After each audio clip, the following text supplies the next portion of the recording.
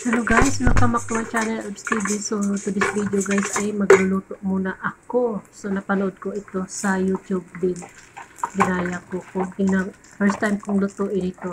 Kasi hindi ko alam kung ang hirap mag-isip ng lulutuin araw-araw, di ba? Kung ano, lalo na pag Arabic food. So ayan. Ayan ay parang munggo siya. Tapos yung isang macaroni.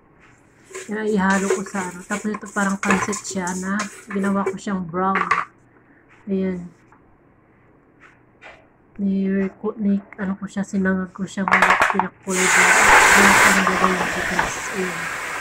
So, napanood ko lang dito sa YouTube. Gaya-gaya. So, try kong lutuin siya ngayon. Kung anong kinalabasan niya, kung masarap ba o hindi. Ayan. Bakit kaya malabo na yung aking camera? Dahil sa tagal na siguro ng cellphone na ito. Yan na nga guys. Diba, pinunasan ko yung camera ko kasi nga malabo.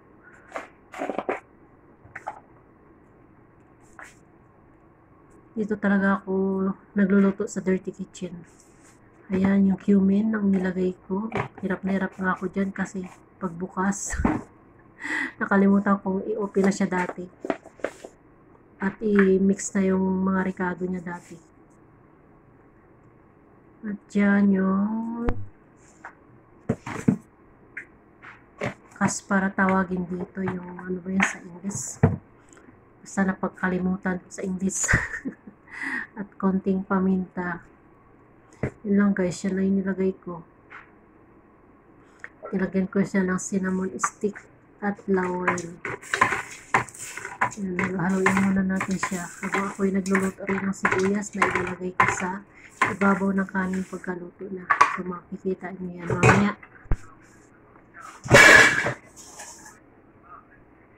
Ayun na nga guys, pinapalambot ko na yung yung isa, anong tawag dun sa bilog-bilog na yun. Masarap pala siya. Hindi ko pinapansin yan dati, ngayon tinitman ko siya. Masarap na siya. Yari ka sa akin. Kasi tagal na naka-stock yan, ma-expired na naman. Daming na-expired dito kasi napagkain kasi nga yan, bilog-bilog na yan. Kasi yan yung macaroni. Yan, pinapalambot ko yung macaroni. Macaroni pasta. Daming na-expired na pagkain dito kasi lalo na yung mga kasi parang takaw-tingin sila pag bumili. Tapos hindi naman nila kainin. Pag natikman nila tapos hindi nila magustuhan yung lasa, yun na. Ayan, nagluto na ako ng sauce. Sauce na para sa sa kanin. Yan nga yung sibuyas na may tomato paste. Lutuin ko muna yung tomato paste niya. Yan, halo-haluin. Hanggang sa mag-oil siya ng konti. Bago ko ilalagay yung, yan, nilagyan ko siya ng, ano tawag yan? Yan, konting hot chili powder. Chili powder. Yung isa pala, paprika pala yung isa.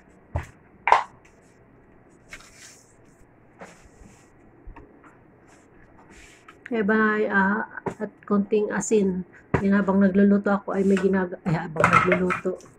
Habang nagbo-voice clip ako ay mayroon akong niluluto pang isa. Ang walang kasawa ang sambusa. Yan. Sasama ko dito sa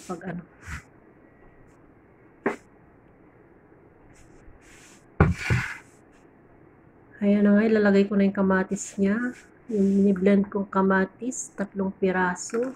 At yan ang, pag nilagay mo yan doon sa kanin, pagkakain kayo nang ilalagay mo. Masarap niya. Ginaya ko lang din. Nakalimutan ko siyang lagyan ng bell pepper para mag-aroma. Lagi ko nakakalimutan yung bell pepper. Ang ganda kasi yung bell pepper na green. Di ba may amoy siya? Yun, mabango siya pag niluluto mo. Kaya yun.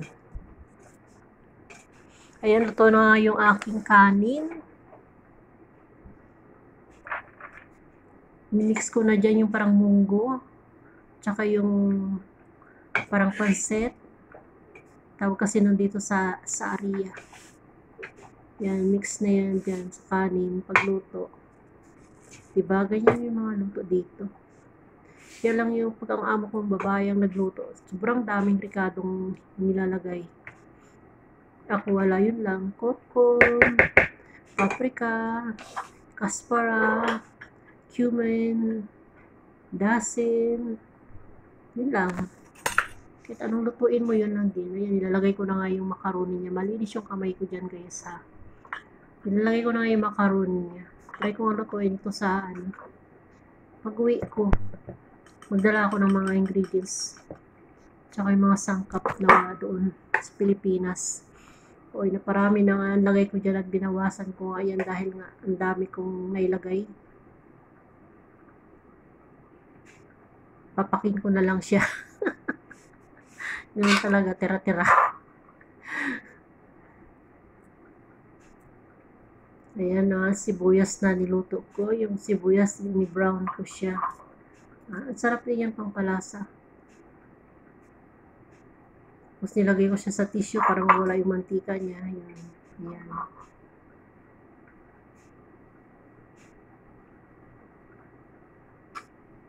Pinulot pa eh. Diyan na nga yung yung sinasabi kong parang bilog-bilog na. Kalimutan ko yung pangalan niya. Ano nga bang pangalan niya? Titingnan ko nga. Beans siya eh, beans. Ayan, kunti lang din nilagay ko. Kasi kunti lang yung ginawa kong lunch. Chickpeas pala, chickpeas. Ang tawag doon ay chickpeas. Yung tinignan ko pa sa rep. Yun pala yun. Tsaka yan na nga, luto na. Pati yung aking inoven na chicken. Ayan na, at nasunog na. Pero masarap siya in fairness kasi ni-marinate ko siya sa yogurt. Paminta, lemon, ayun. Powder, garlic na powder.